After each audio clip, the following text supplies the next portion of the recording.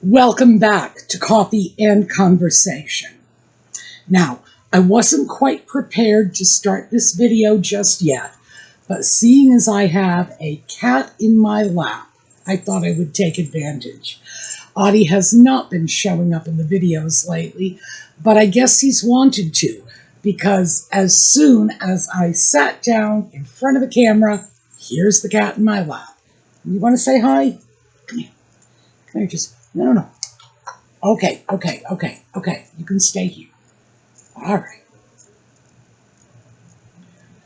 Well, I did have some semi-Audie news for you, and fortunately, we got the real McCoy with us. I mentioned a few weeks ago that I had a sweater, nice cashmere sweater, got it from Macy's. I love doing business with Macy's. I have loved doing business with Macy's ever since the 1980s when I brought back a sweater to Macy's. I don't remember how long I had had that thing, but it really got trashed within the space of, I think, maybe 3 months. Brought it back, showed them the receipt. It had to have been a good 3 months old, and they said, of course we'll take it back. It's like, oh, honey, you got my business for life. So when I had gotten that sweater, yeah, okay, I'm not ignoring you. When I had gotten that sweater, I got two. One was a crew neck, and the one that I'm wearing is turtleneck. Basically, the very same sweater except for the neckline. Same color, same fabric, but this one does not have signs of cat love on it. The other one, the one with all those claw marks, I had thought about keeping it because it's a great sweater, but eventually it did occur to me I was wearing a sweater with cat claw marks all over it. So that has gone the way of all things. Unfortunately, because it had cat claw marks, I couldn't donate it. It simply had to be thrown out. It could not be, well, I'm not going to say it couldn't be repaired. I bet there are people out there who could repair it, but I have no idea who they would be, and that is a skill set that is just way beyond my capabilities. So I thought I would just show you that even though I got rid of that one, I have its friend with me, which is why I'm wearing this sweater today. Yes, because I was going to tattle on you. They already know you chewed up my sweater. And of course, this one, well, Audie seems to like these sweaters. I'm not sure what it is about them. Well, actually, I am. They're soft. I guess he likes it because it's soft. But clearly, he is in a very, very affectionate mood. I imagine he will be spending some time with us when we do this video. All right, that's pretty much the end of the Audie news. I'm going to go see if I can find him some cat treats. We're going to break for the intro, and we will be right back.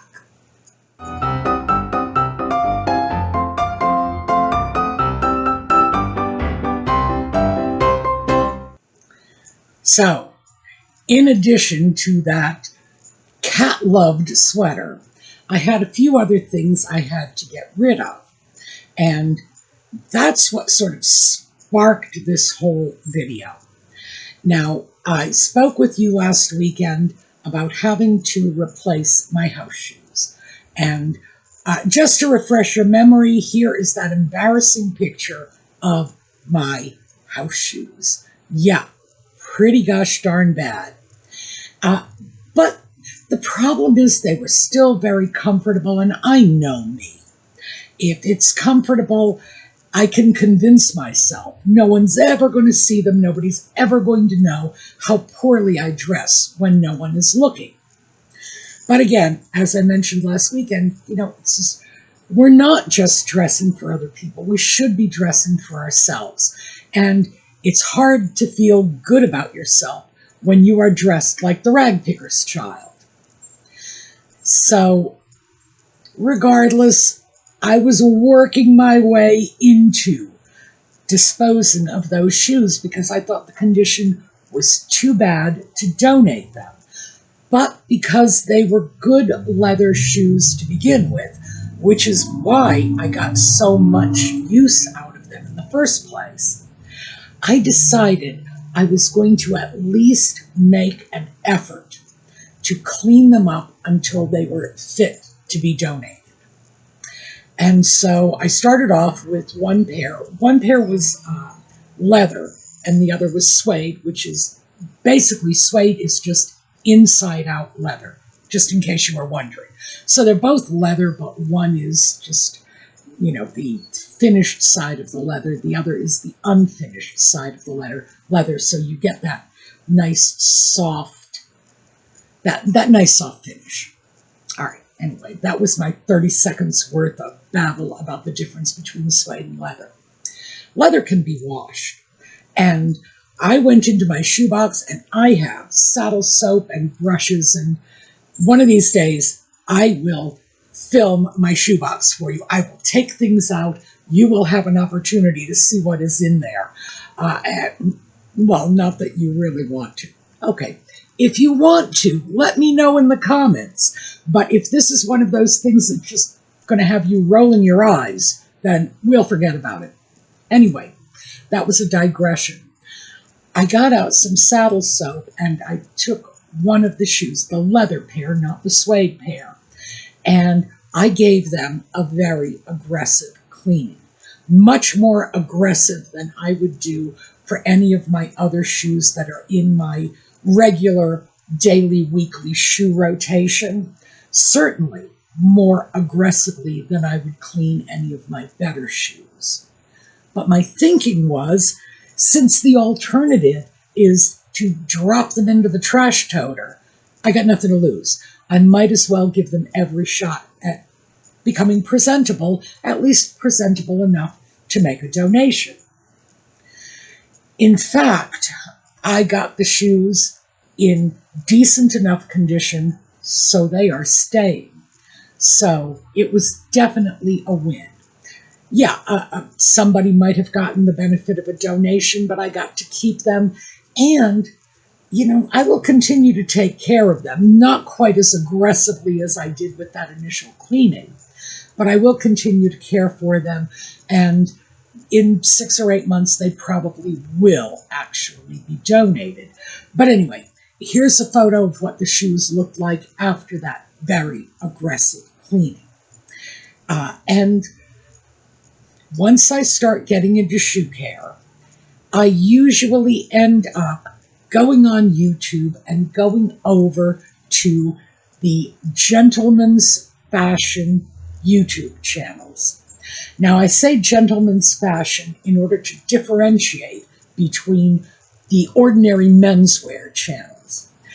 The Gentleman's Fashion, and I don't know if there's actually a real category for this. It's categorized in my mind as Gentleman's Fashion because it is men who are primarily interested in classic menswear. Most of the stuff that captures the fancy of the men making these videos is stuff from the 30s, the 40s, the 50s, and not much beyond that. So it's sort of classic menswear. If I were to be unkind, and I don't want to be unkind because I do watch these channels. If I were to be unkind, I would call them the dandy channels, because these are men who dress to the nines no matter what. If they're out washing their car, they're doing it in wool trousers and Alan Edmonds shoes and an ascot.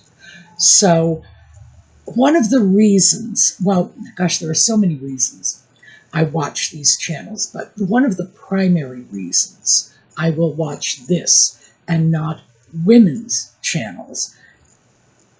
No, wait, let me back up, because the main reason is the fashionistas get on my nerves. Okay, we'll move that aside. The secondary reason I watch these channels is because women's fashion channels tend to be all caught up in trends. What's the new trend for 2026? Well, I heard you saying that in 2025. I heard you talking about the summer trends. I heard you talking about the fall trends. I heard you talking about the winter trends. And all you're talking about is trends. And I look at that and think, I wouldn't let you dress my corpse in that. So for heaven's sake, I'm not going to buy it. But with menswear, it's different because they're not so trend driven. Menswear has not changed substantially over the last 100 years. It really has not. If you took a look, I will dig you out some pictures for this. If you took a look at a man in a suit in the mid to late 20s and took a look at a man in a suit today, you're really not going to see anything like crazy going on. With women's fashion, on the other hand, styles are changing like lickety-split. You can barely make sense out of it. You know, in the last 100 years, we went from skirts that practically touched the floor to skirts that came up to your knees. That was the 20s. They never came above the knee, just saying. To skirts that went practically right back down to the floor again in the 1950s and the post-war years when there was no more fabric rationing.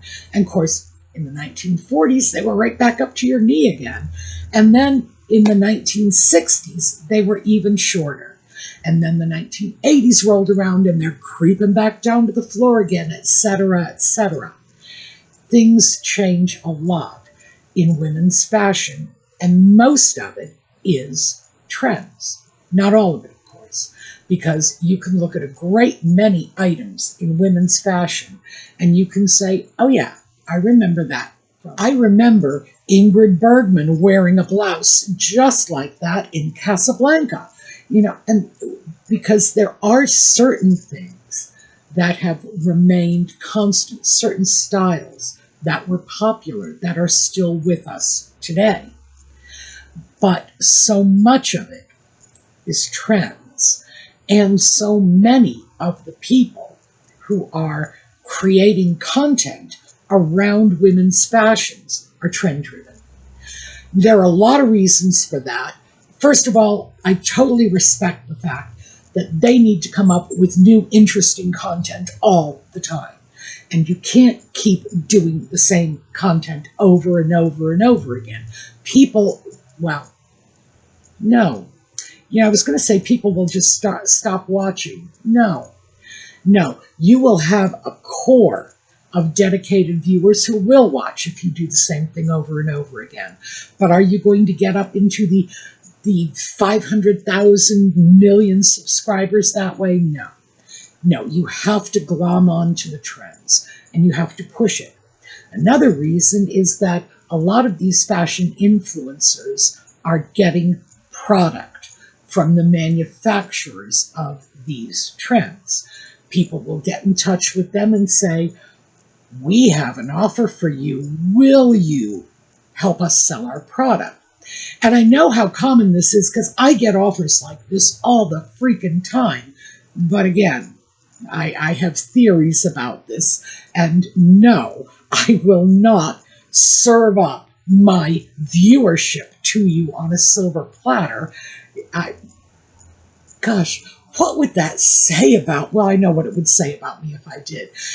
And no, I don't want to be known as a pimp. Thank you very much. Now we're getting into my attitudes about selling your viewership. And I have very strong attitudes about that. You know, YouTube was intended to be free entertainment. Yes, they have ads, but so does regular television, and we're used to that. But the fact is, if I start putting up paywalls for my channel, it's like, oh, I want to start a Patreon page. Oh, I want to open a Buy Me a Coffee link. No, no. Thank you. I am grateful for your viewership. And it would be, gosh, it would be so ungrateful of me to try to, like, elicit more from you. You're here to be entertained. I'm the one working for you, not the other way around. And as long as we keep that straight, we're good. But Sometimes with the fashionistas, it's kind of the other way around, which is one of the arguments I have with the fashionistas. But I get it, but all of these things go into why I don't really watch women's fashion channels. Too many trends, too much marketing going on. You can't trust what anyone is saying. Oh, this is from my own closet. Yeah, because some manufacturer gave it to you last week in exchange for this promotion. Yeah, no thank you. So I move away from that and I move over to the men's channels. And by the way, another good reason for watching men's fashion channels is see if you can find a channel that shows women about women's shoe care. Yeah, you're not going to find one out there. And if you do, you send me a link because I've been looking for years and I come up dry. And you would think there would be a niche for that because women pay a lot of money for their shoes. And shoe care is handbag care. If you have a nice pair of leather shoes, you have a nice leather handbag, the same techniques are applicable to both. You would think women would be the first to be grabbing that shoe cream and that horsehair brush. No. For some reason, we just don't take care of our shoes, and we just don't take care of our handbags. And I don't have any explanation for that. As a woman myself, I am just mystified by it and a little embarrassed. But one of the reasons that I go over, one of the many reasons I go over to the men's channels is they do have a lot of shoe care information. And every once in a while, I will come up with a tip or a trick that I don't know about. And that is as it should be, because manufacturing techniques are different. The way they are cutting and stitching the leather is different. It evolves over time. The shoes of today are not the shoes of the 20s, the 30s, the 40s. I wasn't around in the 20s, the 30s, the 40s, but my family was in the shoe business during those decades and before and after. So that's where most of my knowledge comes from. I was born into the shoe industry. I would like to be able to keep up with the new products and the new trends and things like caring for patent leather, which is a little different from caring from regular leather. So, yeah, men's shoe care is where I go to find that. When I want to look at classic fashion, I will go to the men's channels where they emphasize things like the fabric, the construction, and they're not so wrapped up in the style and the trends, mostly because men's styles have just not changed all that much. So that's something that makes sense to me, and that answers that big question that was in the back of my mind. Yeah, I know. You're not asking yourself this. I understand I'm alone in this arena. But the question that comes up in the back of my mind when I look at this and say, well, why would a single woman be looking at a men's fashion channel? I can understand a married woman or a woman in a domestic partnership of some sort with a man doing it because of women shopping for the men in their lives, but that's not why I'm there. I am there for my own edification. I am not there for them to show me how to buy clothes for a man. I am there because I want to see the tailoring techniques that are used in making men's suits, because a man's suit jacket is going to be tailored in very much the same way as a woman's blazer. There are going to be more similarities than differences. And when I have an opportunity to look at this, yeah, so it's shown through the filter of a male point of view, but still, it's basically the same information, just skewed a tiny bit to one side or the other. So anyway, I was watching these men's fashion channels, as I always do. Gosh, this is such a rambling intro, isn't it? And because I had been, looking to excise items from my wardrobe, not voluntarily, kicking and screaming, mind you, but I needed to do this. Naturally for me, my mind turned toward the men's channels. I was very pleased to note that one of my favorite men in this men's fashion world has more shoes than I do. As he was counting off his shoes, I was getting nervous because I thought, good Lord, if I have more shoes than this guy, I'm in deep, deep trouble. I don't, by the way, I don't.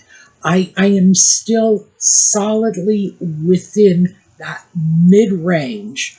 The average American woman has between 19 and 27 pair of shoes, but only about 6 pair are in regular rotation, meaning the others are either event shoes or stiletto heels that they're not wearing every day, something like that. So anyway, I am still in that 21 to 27 pair of shoes category. And if I count every single pair of shoes I own, including that pair of 10-year-old flip-flops I keep when I'm out in the summer with the garden hose washing the window screens, 22 pair. So I'm on the low end of that, thank goodness. But I could certainly remember a time when if you had told me I would own 22 pair of shoes, I wouldn't have believed you.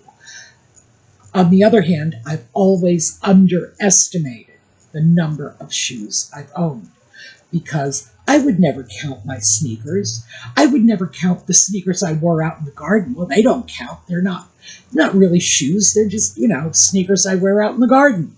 I wouldn't have counted the flip-flops. I probably wouldn't have counted my winter boots. They're not shoes. But I'm more honest with myself these days. And so when I say 22 pair, that is everything from the flip-flops right up to the winter boots. And still, I'm looking at that number thinking it's pretty high. But because that's where my head was at, I was just trying to figure out why, whenever I start thinking about this, when I think about my shoes, I'm not going to women's fashion channels. I don't want to look at the fashionistas' shoe closet, although I would feel better about myself if I did.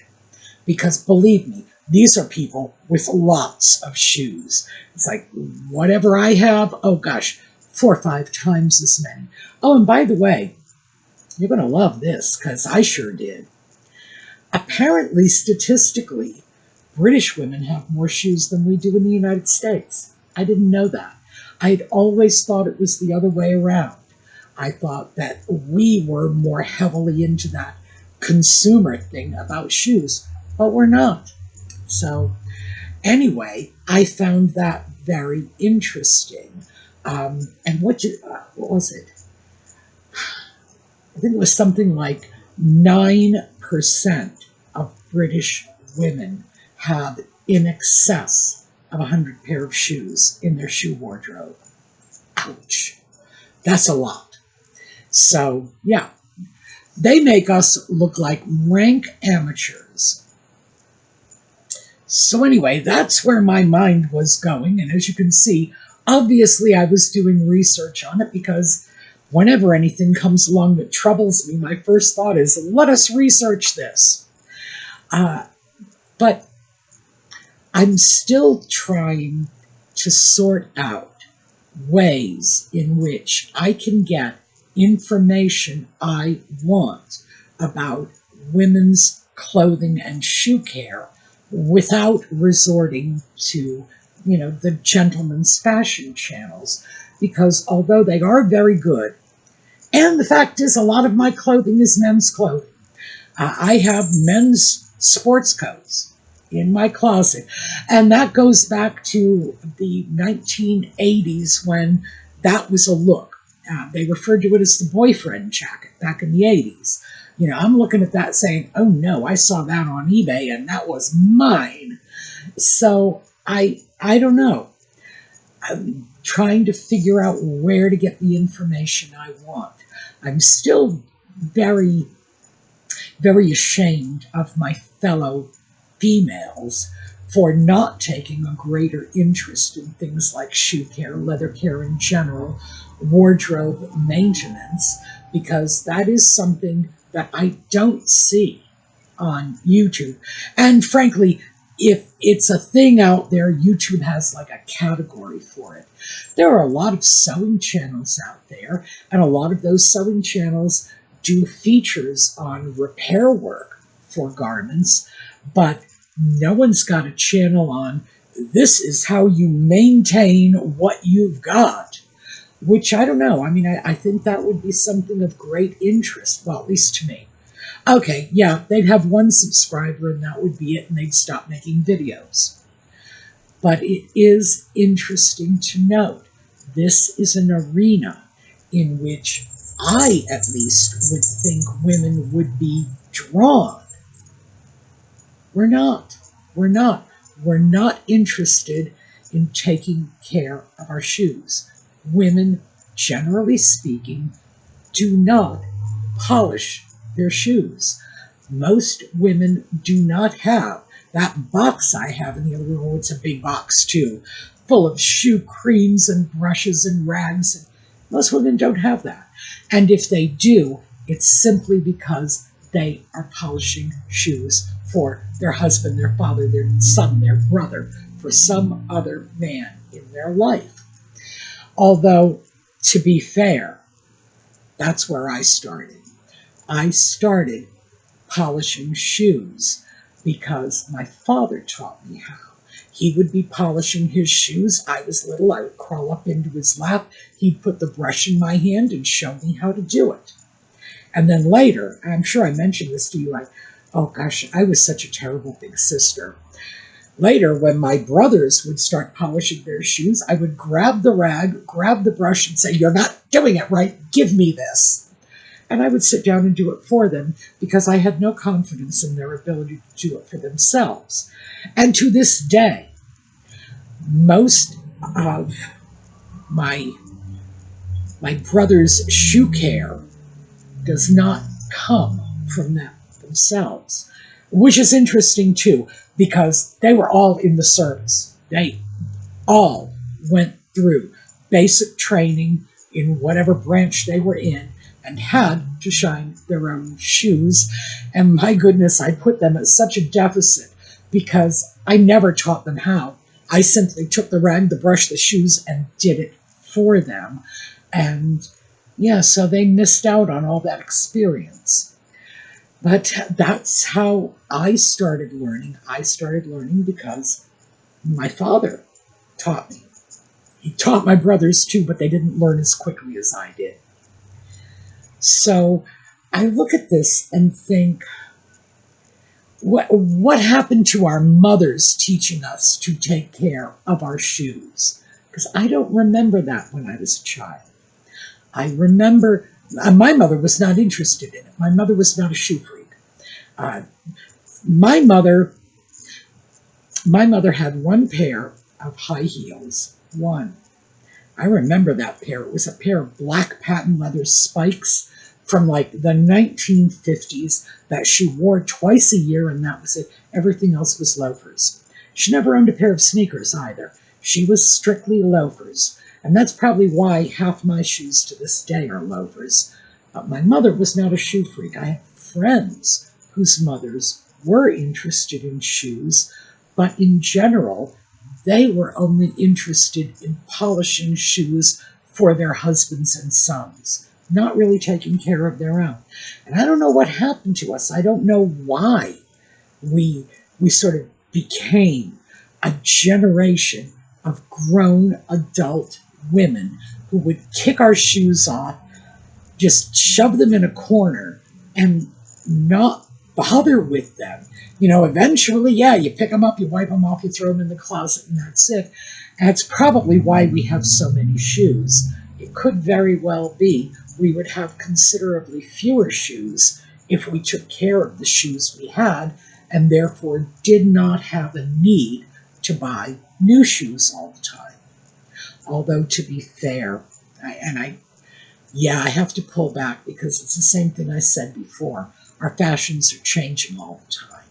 And I vividly remember those spiked heel, black patent leather, they have pointy toes too.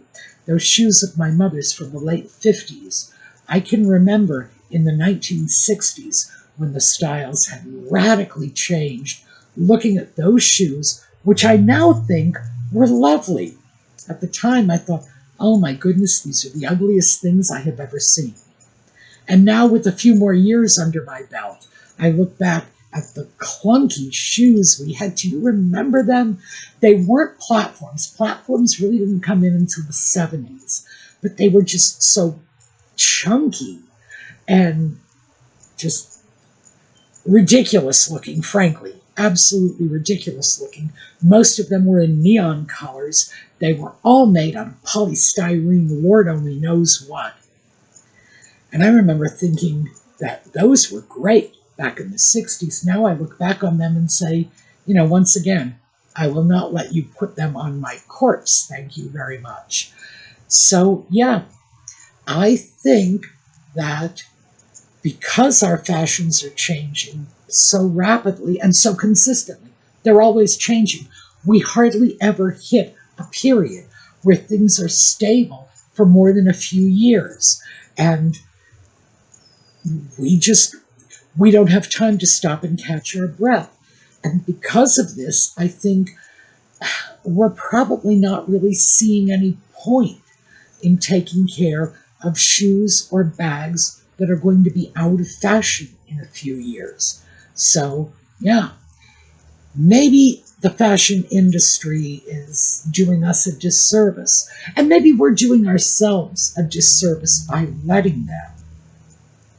I know for me, I am not into the fads, the trends, the whatever, and my style sort of got frozen like a package of bird's eye vegetables back in 1980 something. And that's where I always keep going back, even when I try to experiment with newer things. I'm always going back to that time period, and virtually every item I own would not have looked out of place if someone had put that on in 1987.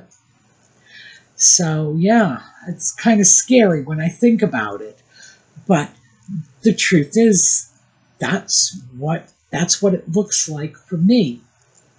And the only way I am able to find that sort of I don't even know what it is. I think it's like a life raft when you're out in the ocean and it's water all around you and you just feel like you're going down. I look at menswear in much the same way. It's something that is stable, that is, I can grab onto this. I can hold it. It can make me feel like I'm not cut adrift, like I'm not completely alienated from what's going on in the fashion world, because I can look at menswear and say, yeah, okay, I get that the cut of this is a little different. Probably not the big boxy suits that were so popular in the 80s, and not the insanely wide lapels and the bell bottoms of the 70s. But, I can see the 60s or the 50s or other periods in that suit, and it gives me some sense of comfort, of familiarity. Like a life raft out in the ocean when I feel like I'm going under. And that's what draws me to the Menswear channel. That and the good advice I get that I simply cannot find in the arena of women's wear. So if I want a new trick or a new tip for shining a shoe, cleaning a handbag, I can't go to the fashionistas. I have to go to those dapper dandies who are doing these classic wear, men's vintage. Basically, that's what it is. Vintage channels. That's where I need to go. So, that was a long, long ramble. And I did want to just make sure that I was sort of keeping you up to date. Oh, gosh. I finally persuaded my nostalgia self to give up those clogs. Now, the way I did it was I bought her another pair of shoes, so I had to bribe her. But she did let me pack those clogs into a donation box. And the donation box is going out next week before she has a chance to change her mind and sneak in the middle of the night and pull those clogs out. Because the truth is, I know my nostalgia self loves those clogs. I know that. But I no longer feel safe in shoes like that. That was something I was willing to indulge in my late teens and early 20s. That was a long, long time ago. And now I have to put safety first. Those clogs need to get out of my house before nostalgia self pulls them out, and I say, well, if they're here, I might as well wear them. And then I trip going down the front steps and break my collarbone. No, thank you. The price of indulging my nostalgia self is just too high. So those have gone into the donation box yet again. They are going to stay there this time. But as you all know, this is like the third time I've put those clogs into a donation box. Because, yeah, I distance myself from my nostalgia self. But the truth is, that's just me going on into the box in the middle of the night, pulling them out, and then saying, but it wasn't me. It was my nostalgia self. Yeah, it was me. It was me. But they got to go, and they're going. So that is what I have for you today. Thank you all for being with us. Thank you for indulging my bizarre little ramble about fashion and menswear and women's wear and etc. I hope to see you all tomorrow, where hopefully we will get a little more of an organized video going. We did get some Audie time. Oh, he's back. He is in his chair on his blanket. He's very happy. So we got some Audie time and hope to see you again tomorrow. Meanwhile, we'll take a look at a slideshow on the way out and have a terrific day.